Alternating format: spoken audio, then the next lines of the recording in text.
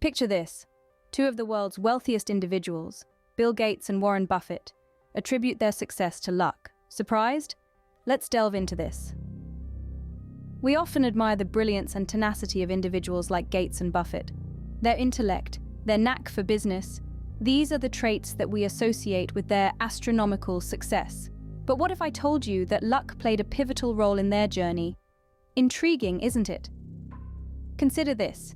Bill Gates had the rare opportunity to access a high school computer in 1968, a time when even universities lacked such resources. This gave him a head start, enabling him to spend countless hours honing his programming skills. Similarly, Warren Buffett was born in a country and era that valued capital allocation, his primary skill. What's more, he had the fortune to meet and learn from his mentor, Benjamin Graham. These circumstances, beyond their control, played an undeniable role in shaping their financial destinies. Now, I'm not suggesting that luck is all you need to strike it rich. Far from it. Hard work, intelligence, strategy, these factors are crucial. But it's also essential to acknowledge that luck and risk, these unpredictable forces, have a significant say in the game of wealth creation. Think of it as a lottery. Millions may buy the tickets, but only a handful hit the jackpot. That doesn't mean they did something extraordinary. It simply means the odds for that moment favored them. In the same vein, the stock market is notorious for its volatility. One day, you're riding high. The next, you've hit rock bottom. That's the risk factor in play, constantly swinging fortunes, often independent of your actions. So, what's the takeaway? Should we leave everything to chance, hoping for a lucky break? Absolutely not. What we should do is work hard, plan well, but also be prepared for the unpredictable, the unforeseen. For as we've seen, success isn't just about your actions. Tailwinds and unexpected setbacks shape outcomes. Ever heard of the man in the car paradox? It's a fascinating insight into our perceptions of wealth. The paradox goes like this. You're stuck in traffic and you see a man driving a flashy, expensive car. You might feel a pang of envy, right? But here's the thing. Both of you are stuck in the same traffic. The value of his car doesn't exempt him from the realities of life. Just like you, he can't bypass the traffic jam. This paradox reveals a truth about our relationship with money. We often measure our wealth relative to others, not in absolute terms. If you're richer than your neighbor, you might feel wealthy. But if your neighbor suddenly wins the lottery, you might feel poor in comparison, even though your financial situation hasn't changed. This is the ego trap. It's a never-ending cycle of comparison and dissatisfaction, and it's driven by our egos. But does it have to be this way? Let's consider an alternative approach. What if, instead of comparing ourselves to others, we focused on our own personal financial goals? What if we defined wealth not by how much we have compared to others, but by how much we have relative to what we need or want? This shift in perspective can be liberating. When you stop comparing, you can start appreciating what you already have. You can start making financial decisions based on your own needs and goals, not on what others have or do. You can start building wealth in a way that truly serves you, not your ego.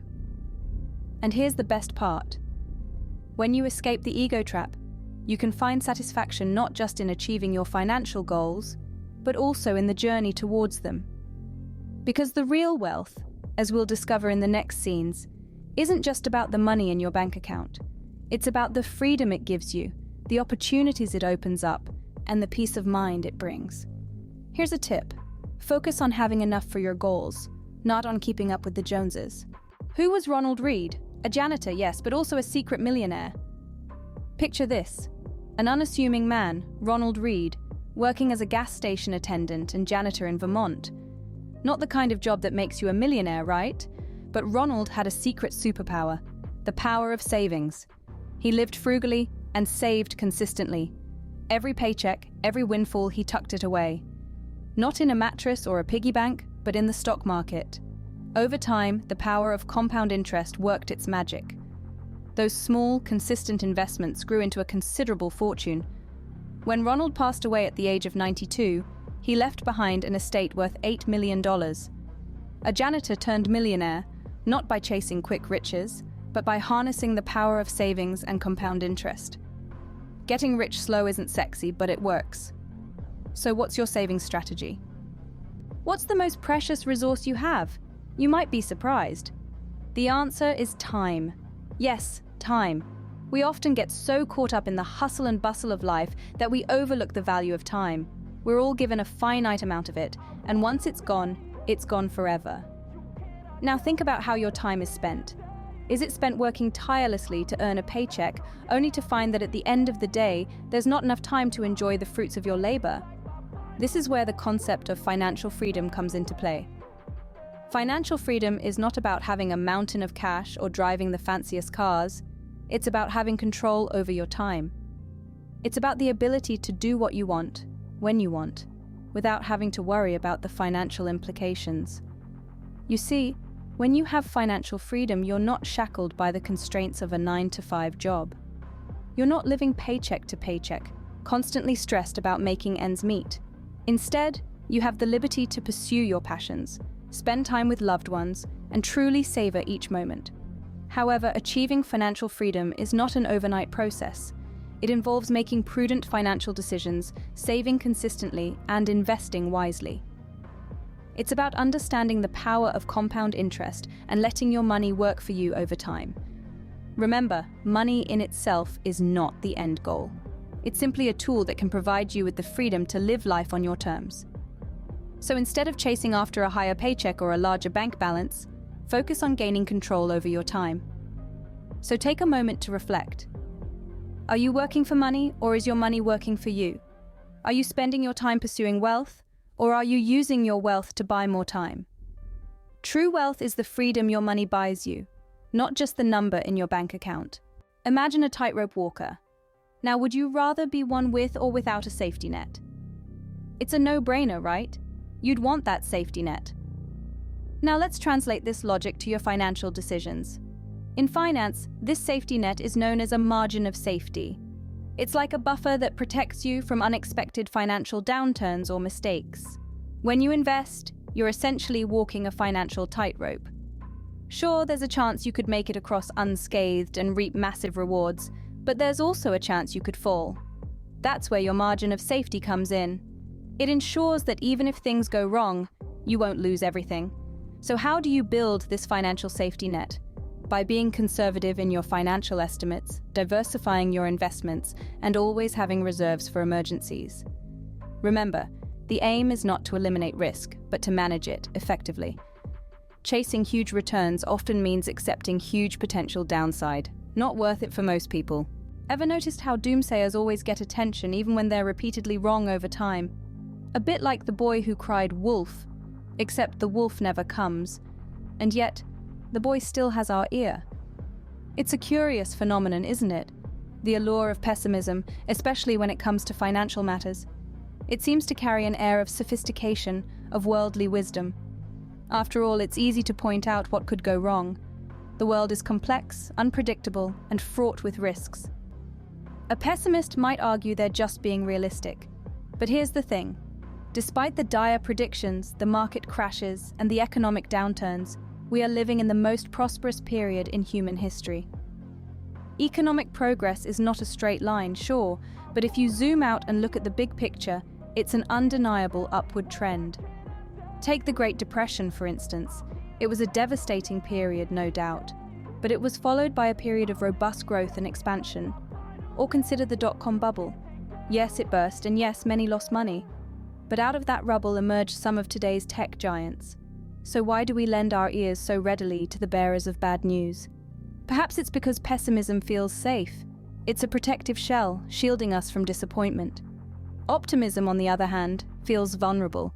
It opens us up to the possibility of failure. But here's the rub. In the realm of finance, optimism is not just about having a sunny disposition. It's about having faith in human ingenuity, in our capacity to solve problems, and in the progress that comes from it. It's about understanding that setbacks are temporary, while growth is inherent. Pessimism might sound smarter, it might feel safer, but it's optimism that has the last laugh. Because the optimists are not just dreamers, they're the investors who understand that progress is the default of history. They're the ones who don't let fear stop them from investing. So remember, Bet on human ingenuity solving problems. Don't let fear stop you from investing. Ever heard of Bill Gates? Of course you have. But do you know how he skews our perception of what's normal or achievable? We're often fascinated by extreme success stories like Gates, who co-founded Microsoft and became one of the wealthiest individuals in the world. But here's the catch. These are tail events, outliers, rare instances of extraordinary success. They're not the norm, but they capture our attention and shape our perceptions of what we believe is achievable. This can lead to a distorted understanding of success. We might start to believe that unless we're at the very top, we're not successful. But consider this. There's a vast spectrum of success between the average and the extraordinary. It's important to remember that these outliers, these tail events, don't define the norm. They're not the standard measure of success. Instead of trying to be the best, focus on being very good and staying in the game long enough. If you see someone driving a fancy car, you'd assume they're wealthy, right? But wealth is often what you don't see. It's easy to fall into the trap of equating ostentatious spending with wealth. We see the glitz and glamour, the designer labels, the luxury cars, and think, now that's wealth, but true wealth is more subtle, more invisible. It's in the investments that grow silently over time, the savings that accumulate, the assets that aren't flaunted on social media. This is the hidden, yet powerful dimension of wealth. It's not about the price tag on your clothes or the model of your car. It's about the financial security you've built, the freedom you've gained, the future you've secured. So the next time you see that flashy car zoom by, remember this. Don't assume appearances equal reality. Focus on building your wealth, not performing it for others. When does more become too much?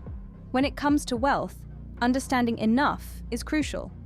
Picture this. You're filling a bucket with gold coins. At first, each coin adds value, but once the bucket is full, each additional coin merely spills over the edge. It's no longer adding value, it's just excess. This is the concept of enough. In the pursuit of wealth, it's easy to get caught in the cycle of wanting more, but there comes a point where accumulating more doesn't significantly enhance our life. It's a point of diminishing returns. That's why it's essential to define what enough means for you. Is it financial security? The ability to travel? Providing for your family? Identifying your enough gives you a target to aim for. It provides a sense of purpose and prevents the pursuit of wealth from becoming an endless, unfulfilling race. Once you reach enough, the pursuit of ever more may bring little extra happiness. Ever wondered how Warren Buffett became so wealthy? The secret is time. You see, wealth doesn't necessarily come from being the smartest or the luckiest. It comes from being patient, and the magic that makes it all possible, compounding. Picture this. You're in a forest and you see a snowball perched on top of a hill. It's small, unimpressive. But then it starts to roll down. As it descends, it gathers more snow, growing in size. By the time it reaches the bottom, it has transformed into a colossal snowball. That's compounding in a nutshell. In the financial world, compounding is when your money makes money, and then that money makes more money. It's a snowball effect. Your wealth begins to grow, not just from your initial investment, but also from the earnings that investment has already generated. Let's take Warren Buffett as an example. He's one of the richest people in the world, not because he made a few quick, lucky investments, but because he started investing at an incredibly young age and let his investments compound over decades. Buffett made 99% of his fortune after his 50th birthday and 97% after he turned 65. That's the magic of compounding. But here's the catch. Compounding takes time. The longer you let your money grow, the more powerful the compounding effect becomes. That's why starting early is so important. Even small investments can grow into significant wealth if given enough time to compound. So, if you're looking to build wealth, remember this. Patience is key. Don't be discouraged by small beginnings. Just like that snowball rolling down the hill, your investments will grow over time. And this isn't just about money. The principle of compounding applies to all areas of life. Knowledge, skills, relationships. They all compound. Invest in yourself, in your learning, and in your relationships. Over time, these investments will pay off in ways you can't even imagine. Starting early has a massive impact. Remember,